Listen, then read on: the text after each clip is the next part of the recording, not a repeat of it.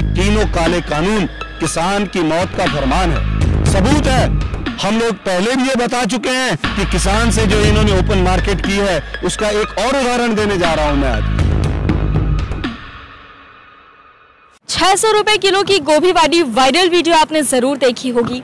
जाहिर तौर से ये वीडियो काफी वायरल हो रही है क्योंकि इसमें एक वाजिब सवाल किया गया है। सवाल ये कि आखिर जो गोभी किसान उगाता है, इतने कम दाम पर बेचता है, वो गोभी आखिर 600 रुपए की होकर आम जनता के बीच में कैसे जाती है। इसी सवाल को उठाया था हमारे साथ एक शख्स ने, जिनकी वीडियो काफी वायरल हुई है। 15 करोड़ से ज्यादा लोग इस वीडियो को देख चुके हैं और लगातार ये वीडियो शेयर भी की जा रही है। इसीलिए आज हम दोबारा इनसे जुड़े हैं। सबसे पहले आपसे जानना चाहेंगे, जो वीडियो आपकी वायरल हो रही है उसके बारे में क्या कहना चाहिएगा? मैं आपके चैनल का धन्यवाद करना चाहूँगा कि जिसने एक किसान के बच्चे की आवाज़, एक दर्द दुनिया के सामने रखने का काम किया। और बाकी उस वीडियो में कुछ लोग जो नेगेटिव थिंकिंग वाले हैं, उन्होंने सवाल खड़ा किया था कि ये नकली किसान है या ये लोग सिर्फ पॉपुलैरिटी के लिए या कैमरे के सामने बोलने के लिए आए हैं। मैं उन लोगों को बता देना चाहता हूँ कि हम किसान के पुत्र हैं। नाम मेरा साहिब सिंह है, प्रदेश मेरा उत्तराखंड है, जिला उधम सिंह नगर के सितारगंज तहसील का मैं रहने वाला हूं और मैं एक किसान का बेटा हूं। सवाल हमारा सबसे पहले आपसे ये है, एक तरफ सरकार के कुछ मंत्री, नेता, तमाम लोग ये कहते हैं कि किसान बड़ा खुशहाल है, तमाम तरह के पोस्टर्स भी ऐसे जो है वो बीजेपी के दिखाए जाते हैं, लेकिन रियलिटी में किसान यहाँ सड़कों पर है। क्या कहिए? सरकार ये कहती है किसान खुशहाल है और हकीकत कुछ और कहती है। हकीकत में आपको सबूत के तौर पे पेश करने जा रहा हूं। हम लोग जब किसान अपनी बुआई के लिए सबसे पहले कर्ज उठाता है, हम लोग बीज लेते हैं, खाद लेते हैं, पैसा नगद भी लेते हैं सोसाइटियों के माध्यम से। ये देखिए, एक मेरे पास रसीद है, हमने ये खाद खरीदी है सोसाइटी से। जिस तारीख को मैंने ये खाद खरीदी थी, मेरे को उस सोसाइटी ने, उस सरकार की उस संस्था ने किसान को उसी दिन से ब्याज लेना शुरू कर दिया था। उस पे ब्याज शुरू हो गया और जब हम फसल बेचकर उसको जमा करते हैं, ये उसकी रसीद है, ये देखिए ब्याज इस पे अंकित है। हमने जो इस पे ब्याज पे किया है वो ब्याज हमने ये करते हैं। अब तीसरा जो कड़वा सच है, आपसे जो अमानत किसान ने ली उसका आपने किसान से मोटा ब्याज वसूला, आरसी काटी, किसान को उत्पीड़ित किया, वसूली की, लेकिन वही किसान आप ही की संस्था को अपनी फसल बेचता है। उसका यह सबूत है, यह है सिक्सार। धान बेचा 30 अक्टूबर को, सरकार ने वादा किया था कि 48 घंटे के अंदर हम किसान को पेमेंट दे देंगे। और जिस संस्था से मैंने खाद उठाई, बीज उठाया किसान ने, उसी संस्था को हमने धान भी दिया, अपनी फसल दी। और हमारी फसल जिस दिन से गई उससे आज तीसरा महीना शुरू हो चुका है, पेमेंट नहीं आई है, पैसा नहीं मिला है। आपके द्वारा दिया गया ऋण ब्याज के दायरे में आता है, आपके द्वारा दिया गया उधार किसान को दायरे में आता है। तो किसान का पैसा क्या है? वो बैरबल की खिचड़ी है जो फ्री में खा जाएंगे आप? किसान के पैसे का ब्याज। और सत्यता ये है कि जिस संस्था से मैंने उधार बीज, खाद, पानी के लिए जो पैसा लिया, उसी संस्था को धान बेचा, उनका ब्याज का मीटर आज भी चल रहा है, लेकिन जो हमारा पैसा उन्हीं के पास जमा है उस पर कोई ब्याज नहीं। हमारी जो रकम है उसको वो 6-6 महीने बाद खुर्द बुर्द करके वापस करते हैं और अपनी जो अमानत है उसका हमारे ऊपर से पूरा ब्याज लेते हैं।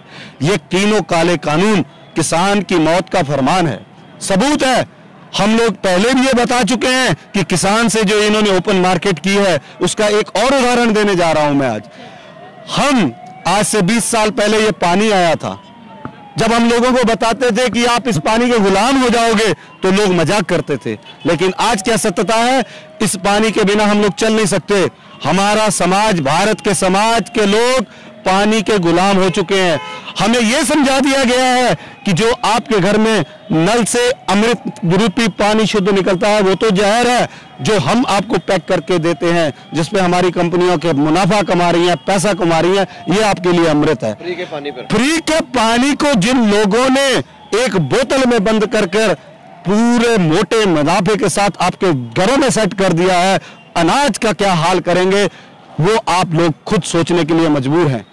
आप आज भी किसान आंदोलन में आइए, किसानों का साथ दीजिए। अब जो दिन दूर नहीं जब छोटे छोटे पैकेटों में आपके खाने की चीजें आपके सामने परोसी जाएंगी और आप उसको खरीद नहीं पाएंगे। किसान भी एक आदमी है, उसका भी परिवार है। आपके कागजों में वह आंकड़ा मात्र है, लेकिन उसके परिवार से उसकी कदर पूछ के देखो, उसकी कीमत पूछ के देखो। सरकार लगातार झूठ बोलने का काम कर रही है। मीडिया के माध्यम से सरकार ये बताना चाह रही है कि किसानों की आधे मांगें मान ली गई हैं, लेकिन सत्यता यह है कि जिन मांगों का सरकार जिक्र कर रही है वो तो हमारी मांग में थी नहीं। हम तो 3 काले कानूनों का विरोध कर रहे हैं कि क्या सरकार ने ये मसौदा तैयार करना शुरू कर दिया है कि एमएसपी की गारंटी देंगे, भंडारण नहीं होने देंगे। अगर तो वो कम कर रहे हैं तो हो सकता है कि सरकार हमारी आधी मांगे मान रही हो। अगर वो कह रही है कि पराली जलाने देंगे, ये तो सरकार के नोटिफिकेशन थे।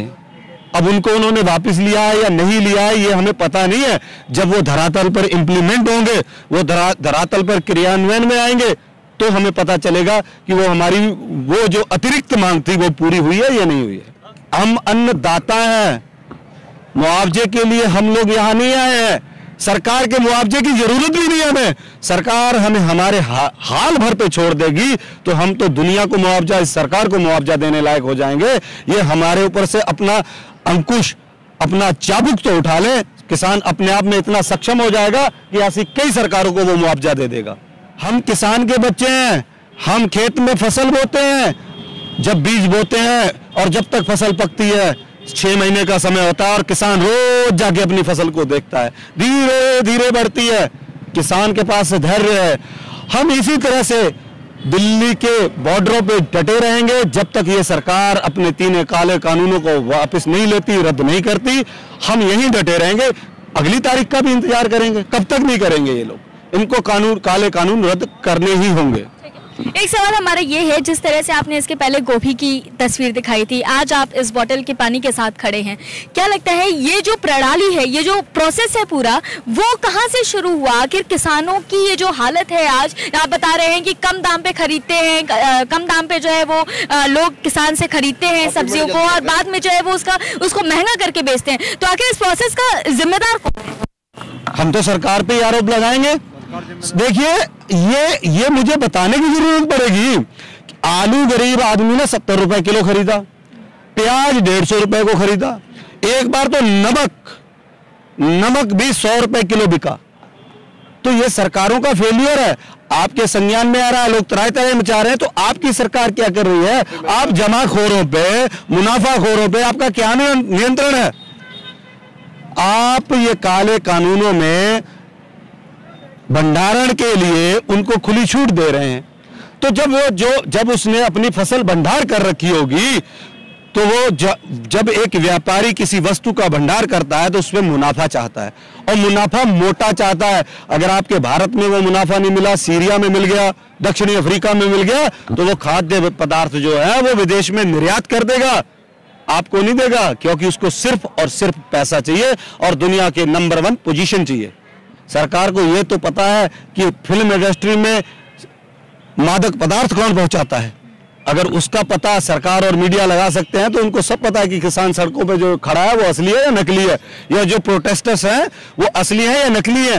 ये सरकार को सब पता है। सिर्फ भ्रमजाल और अपने एजेंडे से भटकाने के लिए ऐसे सवाल दागती हैं, ऐसे सवाल वो सरकार खड़े करती है। पहले तो 3 काले कानून रद्द करने चाहिए और किसान को अगर जिंदा करना है तो एमएसपी का कानून लागू कर देना चाहिए, एमएसपी की गारंटी लागू कर देनी चाहिए।